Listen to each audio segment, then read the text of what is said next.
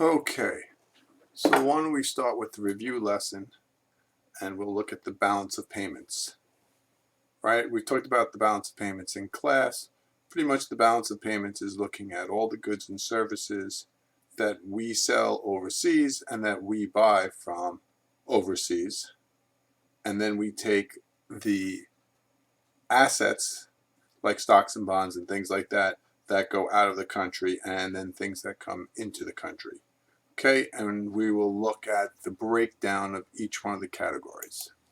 So the first thing we want to know is that there's going to be a credit or a debit to the balance of payments. Okay, so any money coming in is a credit.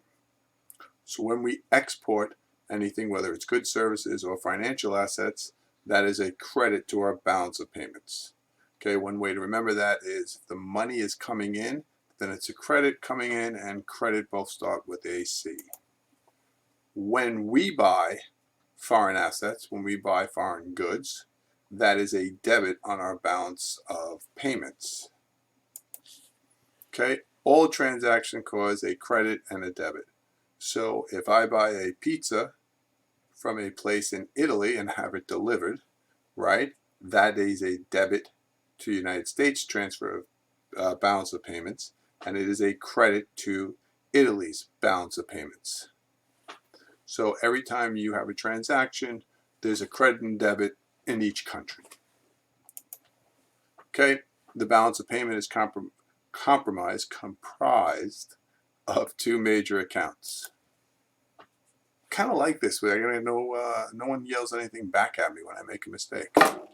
I know you're doing it at your homes. All right, current account. This includes merchandise, trade, services, interest, dividends, income, one-way transfers. So what we will abbreviate that is current account will now be CA. Okay, financial account will include financial assets such as stocks and bonds, direct foreign investment, businesses, real estate. This tracks down assets abroad and foreign owned assets in the US. We will abbreviate that with an FA. Okay, an accounting principle, current account balance and financial account balance must equal 0. When they do not, the central bank must buy or sell currency to resolve the imbalance. Thus, the full balance of payments is current account plus the financial account plus any change in official reserves to equal 0. Okay, let's also remember when we say the central bank in the United States, we mean the Federal Reserve Bank. In Japan, we mean the Bank of Japan. In England, it's the Bank of England. Okay, changes in official reserves are critical in fixed exchange rate systems for maintaining exchange rate values that are not market clearing values.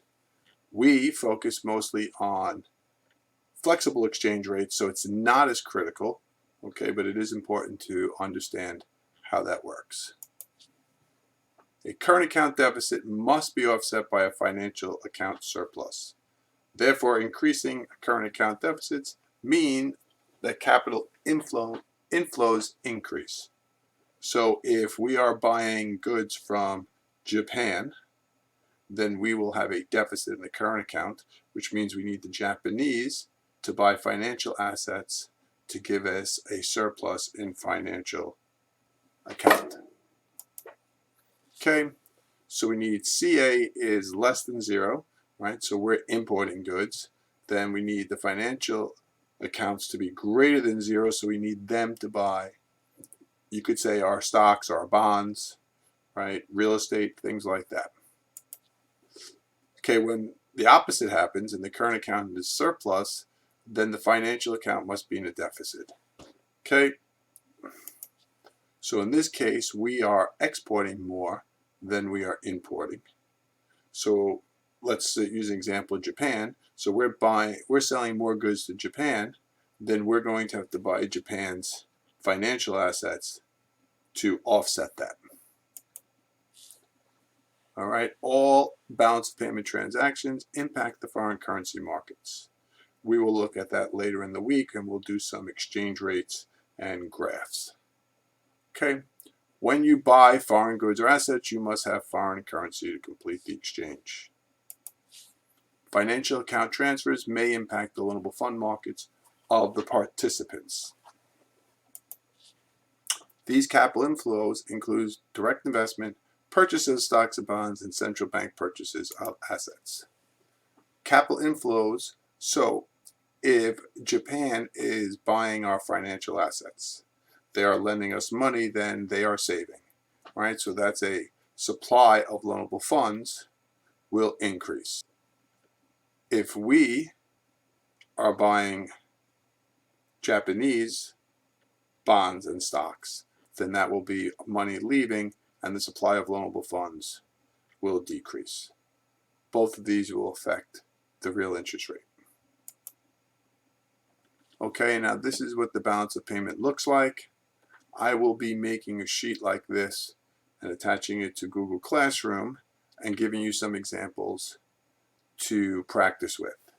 And then we will maybe do some practice free response questions together. All right, but for now, that is the review lesson.